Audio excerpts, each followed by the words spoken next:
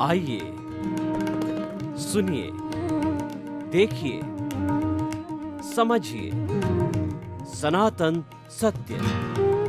जैसी दृष्टि वैसी सृष्टि, दृष्टि विज्ञान। कुदरत, कुदरती रचना एवं कुदरत के कानून से शाश्वत सुख की प्राप्ति।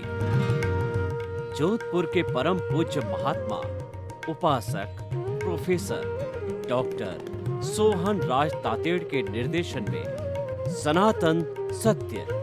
जैसी दृष्टि वैसी सृष्टि, दृष्टि विज्ञान।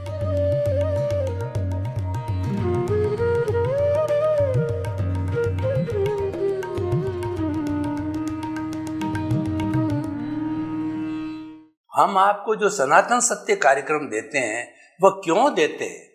इसके पीछे हमारा उद्देश्य यही है कि आप जो है रिलेटिव पुरुषार्थ अपने जीवन में कर रहे हो, यानी बाह्य जगत का, जन्म से मृत्यु का, जो हम अपने परिवार के बीच में रह करके और अपना जो ड्यूटी पॉइंट है उसके बीच में रह करके, ड्यूटी पॉइंट का अर्थ हो गया कि व्यापारी जो है ग्राहकों के साथ में एक फैक्ट्री का मालिक है, मजदूरों के साथ में एक राजनेता, पब्लिक के साथ में जैसा जैसा हमारा कार्य है वो हम करते हैं, तो वो हमारा सारा कार्य जो है रिलेटिव पुरुषार्थ कहा जाता है।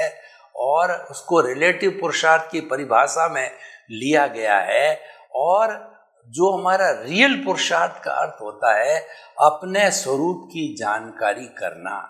क्योंकि आखिर जो हमारी भारतीय संस्कृति के अंदर 4 तरह के पुरुषार्थ बता गए, अर्थ और काम, ये हमारे रिलेटिव पुरुषार्थ में आते हैं।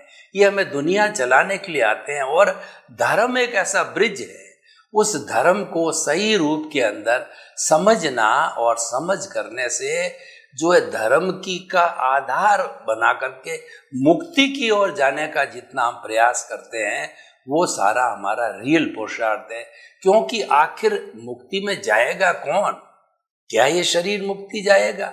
इस शरीर का तो जो है वो भुगतान पूरा होने पर इसको जला दिया जाएगा। तो मन वचन काया से प्राप्त ये शरीर है मात्र भुगतान के लिए हमको मिला है। ये हमारी प्रकृति है, भुगतान पूरा हुआ, आयुष्य पूरा हुआ तो राम नाम सत्य है, हमको उठा लिया जाता है और हम जला दिए जाते हैं। इसलिए इतना ही फंक्शन है इस बॉडी का है। तो इसीलिए हमें जो रियल पुरुषार्थ करना का होता है उसको, उस रियल पुरुषार्थ को ही सनातन सत्य कहते हैं। और वह कुदरत रचना, कुदरत के कानून पर आधारित होता है। ये सारा आपको रियल पुरुषार्थ, सनातन सत्य, अल्टीमेट रियलिटी ऑफ दी जो है कॉस्मोस जो देते हैं, वो अलग अलग विषय को देते हैं। तो विषय जो आज हमारा बहुत सुंदर विषय है, निज दोष दर्शन से जगत निर्दोष। इसका मतलब है कि जो हमारा केवल ज्ञान होता है उसका अर्थ क्या होता है कि इस दुनिया में 84 लाख जीवा योनियां सब निर्दोष दिखाई देनी चाहिए, निर्दोष समझ में आना चाहिए। उनके कोई दोषी न मानना, उनको निर्दोष न मानना, उनको निमित्त मानना। जब ये भावना हमें हर प्राणी के साथ में आ जाती है तो वह हमारा जीवन जो है परम लक्ष्य को प्राप्ति का जीवन होता है। और वो हमारे रियल पुरुषार्थ की चरम सीमा होती है।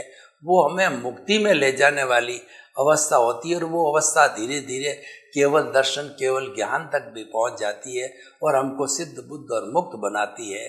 क्योंकि हमारे सनातन सत्य का उद्देश्य है कि वह शाश्वत सुख को प्राप्त करना। शाश्वत सुख होता है इटरनल, जो हमारी हैप्पीनेस है वो शाश्वत सुख है। और वो शाश्वत सुख हमें आत्मा का गुण है। इसीलिए शाश्वत सुख को प्राप्त करने के लिए हमें करना कुछ नहीं है, हमें तो मात्र एहसास होना चाहिए कि मैं जो है अनंत सुख का भंडार हूं। यानी जो है हमारे रोम रोम में ब्लड की एक शेल के अंदर 60 खरब कोशिका के अंदर प्रत्येक कोशिका के अंदर ये एहसास हो जाना चाहिए कि मैं तो मन वचन काया से मुक्त ऐसा शुद्ध आत्मा हूँ। यानी शुद्ध आत्मा का जो है हमें एहसास हो जाता है, क्योंकि शुद्ध आत्मा का एहसास होने का मतलब ये है कि आपने शाश्वत सुख की प्राप्ति कर ली। ऐसा सुख कि उसके बाद में कभी दुख नहीं आता है। देखिए, जितनी भी हम आपको एथिक्स की बात करें, आपको अच्छा इंसान बनाने की बात करें, आपको स्वास्थ्य के संबंधी, नैतिकता के संबंधी, परिवार के संबंधी, समाज के संबंधी, सबको अच्छा बनाने के लिए जितने जितने हम सूत्र समय समय पर देते रहते हैं, कहानियों के माध्यम से, दोहों के माध्यम से, ईडियम्स के माध्यम से, और जो हम आपको उदाहरण के माध्यम से हम ये सब चीज़ें देते हैं, तो सबका जो है मूल उद्देश्य जो हमारा ये है कि आपको शाश्वत सुख दिलाना है। ऐसा सुख कि उसके बाद में दुख ना आवे। तो वो एक ही जीवन में संभव नहीं है। यानी हम इस जन्म में आपकी नींव लगाना चाहते हैं। वो नींव जो है राइट बिलीफ की नींव कहलाती है। उसको हम सम्यक दर्शन कहते हैं, उसको हम राइट विजन कहते हैं, राइट एटीट्यूड कहते हैं। और जब एक बार किसी को सम्यक दर्शन मिल जाता है तो हमारे शास्त्र कहते हैं वो व्यक्ति कभी न कभी किसी न किसी भाव में मुक्ति को अवश्य प्राप्त कर देगा। तो हम आपको सम्यक दर्शन देना चाहते हैं, राइट विजन देना चाहते हैं, आपकी रॉन्ग बिलीफ को समाप्त करके आपको राइट बिलीफ देना चाहते हैं। तो इस तरीके से भाइयों, निज दोष दर्शन का अर्थ हो गया कि आप जो मानव प्रकृति क्या है, हर चीज में हम दूसरे का दोष देखते हैं। जैसे कि मान लीजिए कि रास्ते के अंदर कोई चीज पड़ी, हम घर के अंदर घूम रहे हैं और रास्ते के अंदर जो है मान लीजिए जो है पानी का लोटा भरा पड़ा है, तो वह रास्ते में आ गया, तो हमारी ठोकर से जो पानी गिर गया और फर्श कहिए या फर्श पे कालीन है, वह कालीन जो है वो सारा पानीमय हो गया, वो भीग गया। तो हम दोष किसको देते हैं? हम दोष हमारे जो है पत्नी को, बच्चों को, नौकर को दोषित देखते हैं कि ये कार्य तुमने किया, इस वजह से हो गया। अब देखिए, संतान का क्या है कि संतान को माता पिता तो अच्छा बनाना चाहते हैं और हर सुविधा देते हैं, पूरी पढ़ाई के लिए आने जाने का, फीस का, उसको साधन का, खाने का देते हैं। और वो बच्चा जो है अपने कुछ जो है लूज पुरुषार्थ के कारण अगर वो फेल हो जाता है तो वो दोष किसको देता है कि माता पिता ने ऐसा ही किया। कुछ भी घटना बच्चों के साथ घटती होती है दूसरे पे मढ़ देते हैं। हमारी देसी भाषा में कहते हैं कि फूट का जो है दूसरा कहते हैं कि जो है वो ठीकरा जो है वो दूसरे पर फोड़ते हैं, कि भूंड का ठीकरा जो है दूसरे पर फोड़ते हैं। यानी दोषी जो है वो दूसरे को बताते हैं, और सही व्यक्ति होगा वो कभी भी किसी दूसरे को दोषी नहीं बताएगा। जैसे मान लीजिए कि एक अच्छा जो है टीम का मैनेजर है, क्रिकेट की, फुटबॉल भी, कबड्डी की, तो हार और जीत तो दोनों होती है। हमेशा व्यक्ति की जीत भी नहीं होती, हमेशा व्यक्ति की हार भी नहीं होती है। ये तो समय का और बाई चांस की बात होती है। तो कभी जो है वो आपकी जीत हो गई, तो अगर मान लो अच्छा अगर कैप्टन है, उस जीत को कहेगा कि वो सब अपने खिलाड़ियों के बीच में बांटेगा। उसको टीम स्पिरिट कहते हैं कि आप लोगों ने अच्छा प्रदर्शन किया, अच्छे खेले, तब हमारी ये जीत हुई। और कभी हम अगर हार जाते हैं तो अच्छा व्यक्ति होगा तो वो कहेगा ये हार मेरे कारण हुई, वो अपने पर ले लेता है। तो ऐसा व्यक्ति बहुत अनुकरणीय, वंदनीय और स्तुत्य होता है, जो दूसरे के छिद्रान्वेषण करता है, दूसरे के दोष निकालता है, दूसरे की गलती निकालता है।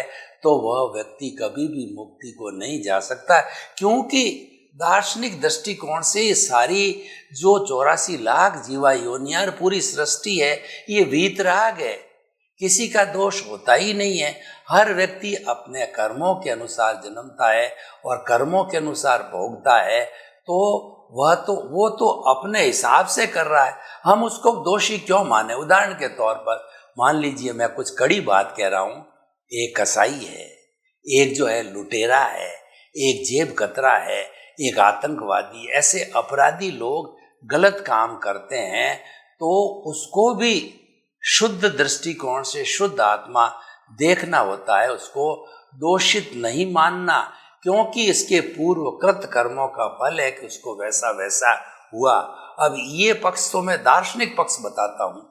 व्यवहार पक्ष में तो ऐसे लोगों को समझाइश करनी चाहिए, ऐसे लोगों का हृदय परिवर्तन करना चाहिए, ऐसे लोगों की रॉन्ग बिलीफ को समाप्त करके राइट बिलीफ में लाना चाहिए कि वो हिंसा का, उसके कारणों को जानना चाहिए।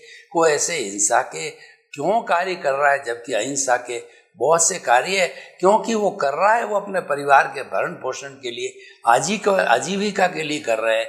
तो आजीविका के तो हिंसा के बहुत बड़े कार्य है। और खास करके आज जो कंप्यूटर जानते हैं वो ऐसा फील्ड है, कभी भी समाप्त होने वाला ये वर्क नहीं है। इतना बड़ा काम है, और भी बहुत से काम हैं, दुकानदारी के हैं, किराना के हैं, वगैरह है, जिसमें कम से कम हिंसा होती है। वह कार्य व्यक्ति को किया जाना चाहिए।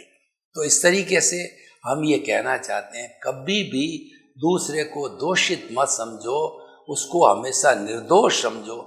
जब हमारी भावना, हमारा दृष्टिकोण इस तरफ रहेगा तो ऐसा करते करते जो है हम जो है वो शुद्ध होते जाएंगे और जगत को हम निर्दोष मानते चल जाएंगे। और ये जगत का निर्दोष दृष्टिकोण है, ये हमें, अगर हमारा 100% जगत निर्दोष हो जाता है, वो निर्दोष कब होगा कि स्वयं के दोषों को धोने से निर्दोष होगा। धोते ही जो है वह जगत पूरा निर्दोष दिखाई देगा। तो वह अवस्था हमारे केवल दर्शन की अवस्था होती है।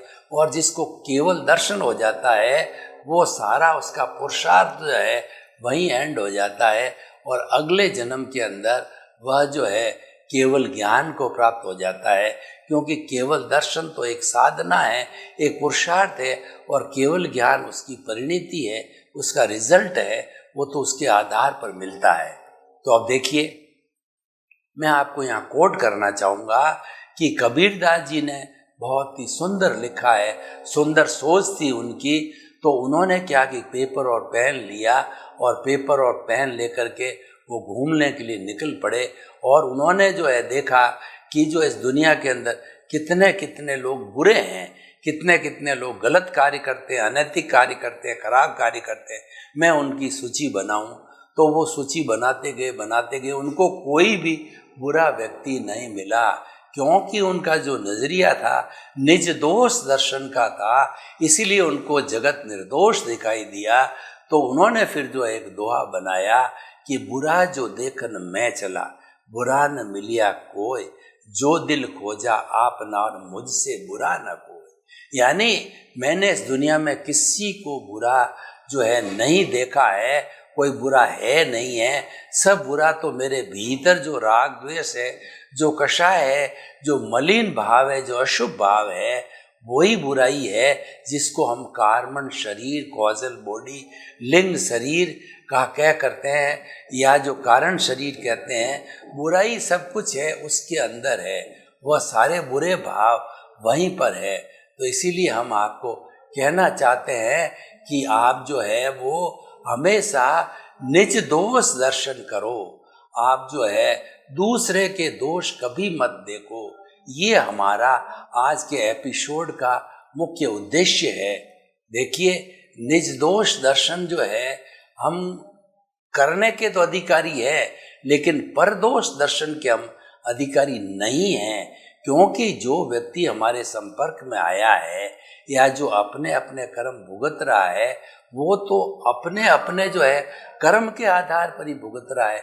पिछले जन्म में उसने ऐसे ही कार्य किए पुण्य और पाप के, जो इस जन्म में उसके उदय और प्रारब्ध के अधीन आया है, और उस उदय और प्रारब्ध के कारण ही उसको वो कार्य करना पड़ रहा है और उसमें वो बाध्य है।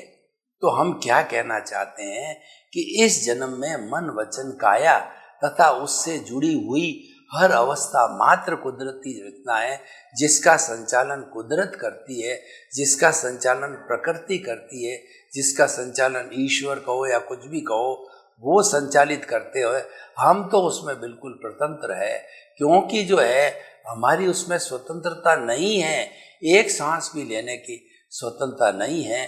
तो इसीलिए कहा गया है कि रंग मंच यह जगत है और कर्म खिलावन हार, और नाना रूप बनाए के और चेतन खेलन हार।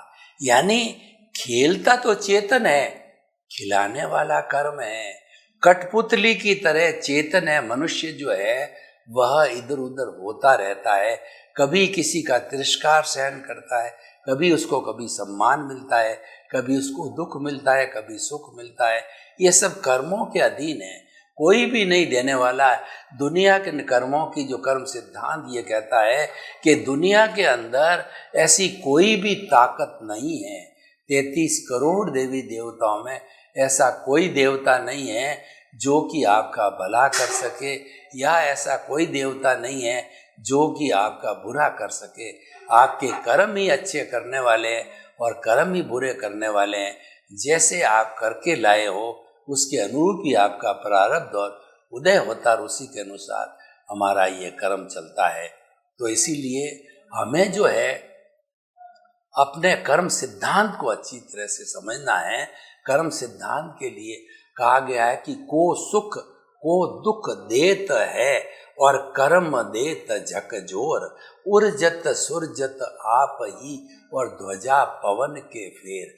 मैं आपको बताना चाहता हूँ कि शिव जी के या राम के मंदिर पर जो ध्वजा होती है, कौन उसको जो समेटता है और फहराता है, समेटता फहराता है, तो उसको पवन फहराती है। पवन जब आती है तो वो ध्वजा सीधी हो जाती है, पवन जब चुप हो जाती है, चली जाती है, तब वो सिकुड़ जाती है, समेट ली जाती है।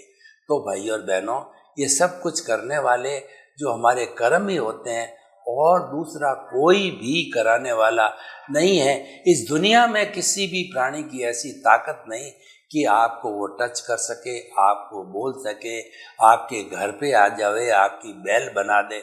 न तो कोई आता है, न किसी की ताकत है। मैं आपसे प्रश्न करना चाहता हूँ कि 7.8 अरब की जनसंख्या है, क्या उस जनसंख्या का हर व्यक्ति आपके संपर्क में आता है? आप उसके साथ में कोई राग द्वेष करते हो, अच्छा या बुरा करते हो या बात करते हो? नहीं, हमारे संपर्क में वही आता है जिसके साथ हमारा हिसाब हो। इस हिंदुस्तान में कितनी बैंकें हैं, तो क्या हर बैंक हमको नोटिस भेजती है? नहीं, वही बैंक हमको नोटिस भेजेगी जिसका हमने लोन लिया है और रीपेमेंट नहीं किया है। दूसरे की कोई ताकत नहीं, अगर वो भेज देवे तो हम मान हानि का दावा कर दें कि आप मेरा अकाउंट है ही नहीं और आप मेरे में मांगते नहीं हैं, तो कैसे आपने हमारे को नोटिस भेज दिया? कोई भेजता भी नहीं है और भेज भी नहीं सकता है। तो इसीलिए हम ये कहना चाहते हैं कि जो कुछ भी इस दुनिया में हमारे साथ घटित होता है, वो हमारे सब पूर्वकृत कर्मों का फल होता है। ये जरूर है कि उन कर्मों का जो फल भुगतान हो रहा है, उसको हम मध्यस्थ भाव से देखें, उसके साथ जुड़े नहीं, उसके साथ संयम रखें, उसको मात्र ज्ञाता दृष्टा, जहाँ ज्ञाता दृष्टा शब्द को आप समझ लीजिए। हमारे यहाँ इस सनातन सत्य कार्यक्रम के अंदर ज्ञाता दृष्टा एक टर्निंग पॉइंट है, ज्ञाता दृष्टा एक कन्वर्शन पॉइंट है। ज्ञाता दृष्टा जो है वो हमारे यहाँ जो है वो एक जीवन निर्माण की अवस्था है, उस अवस्था को पाना है। ज्ञाता दृष्टा का अर्थ होता है मैं अलग हूँ, शरीर अलग है, मैं तो शुद्ध आत्मा हूँ और ये तो कर्मों को भोगने वाला, ये भोगता रहेगा, इसने पिछले जन्म में किया है, ये लेकर के आया, ये तो भुगतता रहेगा और ये तो चलता रहेगा अपनी गति से। तो मैं उसके साथ में कब कब जुड़ूं और अच्छा बनूं बुरा बनूं, मैं तो जो है उसके साथ में संपर्क मत रखो, मात्र उसको जानो और देखो, क्योंकि करने वाले भी आप ही हो और कराने वाले भी आप ही हो। इसीलिए मात्र उसको देखना है। आप कराने वाले होने के कारण, यानी आपकी प्रेजेंस होने के कारण, उसको मात्र जानो और देखो। जानो और देखो कैसे? एक तो क्या भेद विज्ञान करो, शरीर अलग आत्मा अलग। कई लोग शरीर और आत्मा को एक मान लेते हैं, यही सबसे बड़ा अज्ञान है, यही कॉजल बॉडी को खड़ा करता है और यही हमें संसार में भटकाता है और कर्ता भाव से कर्म का बंधन होता है। हम तो केवल इस दुनिया में सफरर है, लेकिन हम तो ऑनर बन के आ जाते हैं, डूअर बन के आते हैं। यह काम मैंने किया और यह काम मेरे द्वारा हुआ, घर मैंने बनाया, प्रॉपर्टी मैंने खड़ी करी, इतना बंगला मैंने खड़ा किया। अब ये पता नहीं कितने लोगों ने मिलकर के वो मकान बनाया और आप जो करोड़पति बने, कितने कितने लोगों का सहयोग रहा। तो सारा जो है आप यश का जो है वो अपने जो है जो अपने चेहरे पर कैसे मढ़ते हो, उसमें तो कई लोग, आप तो केवल एक निमित्त रहे। तो इसलिए जीवन के अंदर निमित्त मानने वाला व्यक्ति है वह हमेशा जो है सुखी रहता है और मुक्ति को प्राप्त करता है। हमें जीवन के अंदर हमेशा अपने आप को, पूरी दुनिया को निमित्त, निर्दोष, अकर्ता और शुद्ध आत्मा मानना चाहिए हर जीवित प्राणी को, क्योंकि क्यों कर्ता कोई हो ही नहीं सकता। कर्ता तो केवल एक है, वह व्यवस्थित शक्ति कहिए, ईश्वर कहिए, भगवान कहिए, और वह जो है कुदरत कहिए। उस कुदरत ने किसी को इस दुनिया के अंदर कर्ता यानी ओनर नहीं बनाया है। कर्ता का अर्थ हो गया ओनर। वो कहती है होल एंड सोल मैं एक ही ओनर हूँ, क्योंकि कई बार जो है हमने पैम्पलेट्स के ऊपर और थैलों के ऊपर एड में जो है हमने ये देखा है कि हमारी कोई दूसरी संस्था नहीं है, हमारा कोई दूसरा कार्यालय नहीं है, मात्र हमारा एक ही कार्यालय है। तो कुदरत भी यही कहती है कि कर्ता तो व्यवस्थित शक्ति है, कुदरत है, मैं हूँ, और जो है वो साइंटिफिक सर्कमस्टेंशियल एविडेंसेस होती है, तो वही कार्य करने वाली होती। हमने किसी को पावर नहीं दी, किसी को पावर ऑफ अटॉर्नी नहीं दी, लेकिन व्यक्ति मिथ्या ज्ञान, व्यक्ति जो है वो ये कर्म को अर्जन करने के लिए रॉन्ग बिलीफ करने के कारण ऑनरशिप और डूअरशिप ले लेता है, ब्लेम और क्लेम करने लग जाता है, तभी वो कर्मों का बंधन करता है। और वो नहीं करता है तो कर्म बनते ही नहीं है। बिल्कुल सिंपल सी थ्योरी है कि आप कर्ता बन गए तो कर्ता का चार्जिंग स्टार्ट हो जाता है और जीवन भर आप अपने आप को निमित्त मानो, जगत के सब लोगों को निमित्त मानो, सब अपने को अकर्ता मानो, दुनिया के लोगों को अकर्ता मानो कि कोई आपके भाव नहीं पड़ेंगे। आपका दृष्टि विज्ञान इतना शुद्ध रहेगा कि आप उसी भव में या आने वाले 2-3 भवों के अंदर सिमंदर स्वामी के पास में जन्म लेकर के मुक्ति को जा सकते हो। तो हम आपको ये कहना चाहते हैं कि जो आज का विषय बड़ा सुंदर और सटीक विषय है कि निर्दोष दर्शन से जगत निर्दोष, करत करत अभ्यास के और जड़मती होत सुजान, रसरी आवत जान के और सल पर पड़त पड़ा। सल पर पड़त जो है वो खड्डा हो जाता है।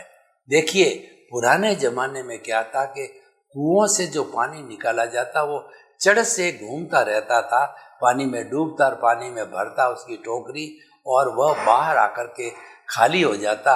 उस चड़स को घुमाने के लिए जो है या तो बैल या जो है वो ऊंट का सहारा लिया जाता और उसके जो है एक बहुत बड़ी रस्सी बांधी जाती थी, उसको टेपर के अंदर गहराई में उतारा जाता। तो वो रस्सी जो चलती थी वह किसी पत्थर पर घिसती रहती थी, जब जाकर के पानी निकलता था वो रस्सी घिसते घिसते उस पत्थर के अंदर जो है वो खड्डा कर देती थी।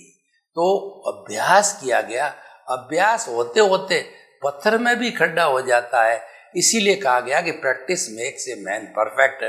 प्रैक्टिस करता रहता है तो मूड भी विद्वान बन जाता है और सड़कपति भी जो है वह कुबेरपति बन जाता है।